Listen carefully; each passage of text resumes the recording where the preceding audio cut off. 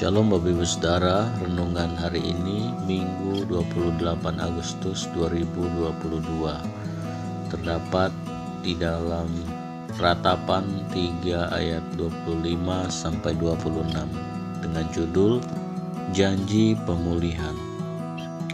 Tuhan adalah baik bagi orang yang berharap kepadanya, bagi jiwa yang mencari Dia. Adalah baik menanti dengan diam pertolongan Tuhan. Bacaan harian Ratapan 1 sampai 3. Kitab Ratapan ditulis Yeremia sebagai ungkapan kepedihan hatinya yang mendalam atas kehancuran Yerusalem. Namun meskipun dimulai dengan ratapan, di balik itu ada pengharapan untuk dipulihkan. Ada janji pemulihan yang disediakan Tuhan. Begitu pula dengan kehidupan kita.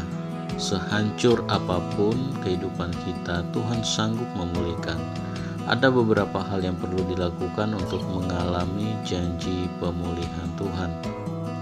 Pertama, berharap kepada Tuhan, artinya kita berserah total kepada Tuhan, kepada keputusan dan kehendak Tuhan. Kita mengakui kelemahan, dosa, dan keterbatasan kita tanpa ada yang disembunyikan dari Tuhan. Sesungguhnya Tuhan tahu isi seluruh hidup kita, namun keterbukaan adalah luapan hati nurani yang murni dari diri kita dan merupakan langkah menuju pemulihan. Amsal 28 ayat 13 menyatakan, siapa menyembunyikan pelanggarannya tidak akan beruntung, tetapi siapa mengakuinya dan meninggalkannya akan disayangi. Orang-orang yang berharap pada Tuhan pasti terbuka terhadap Tuhan, tanda ia percaya dan hanya mengandalkan Tuhan.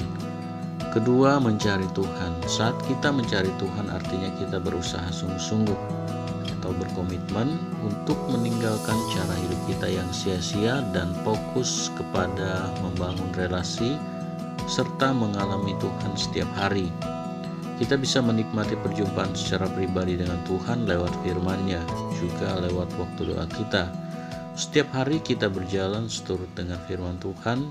Orang-orang yang dengan segenap hati mencari Tuhan akan menemukan Tuhan. Yeremia 29 ayat 13. Ketiga, menanti dengan diam. Diam bukan berarti tidak mengerjakan apa-apa. Menanti dengan diam artinya menunggu pemulihan Tuhan dengan ketenangan hati. Kita tidak panik dan mengeluh perihal waktunya Tuhan. Kita belajar menguasai diri dalam segala hal. Orang-orang yang menanti-nantikan Tuhan mendapat kekuatan baru sehingga tidak menjadi lesu dan lelah. Yesaya 40 ayat 31. Janji pemulihan Tuhan berlaku bagi semua orang. Pintu anugerahnya masih terbuka sampai hari ini. Jangan lewatkan kesempatan kita untuk mengalaminya. Berharaplah pada Tuhan, carilah Tuhan, dan nantikanlah Tuhan. Refleksi hari ini. Apa saja yang masih perlu dipulihkan dalam kehidupan kita? Adakah hal yang masih kita sembunyikan dari Tuhan? Jika ada, sudah saatnya untuk menerima janji pemulihan Tuhan. Mari kita berdoa. Tuhan Yesus, aku terima janji pemulihan-Mu dan kuberikan seluruh hidupku untuk dipulihkan sepenuhnya oleh-Mu. Amin. Power statement. Penghalang pemulihan Tuhan bekerja adalah ego diri kita sendiri.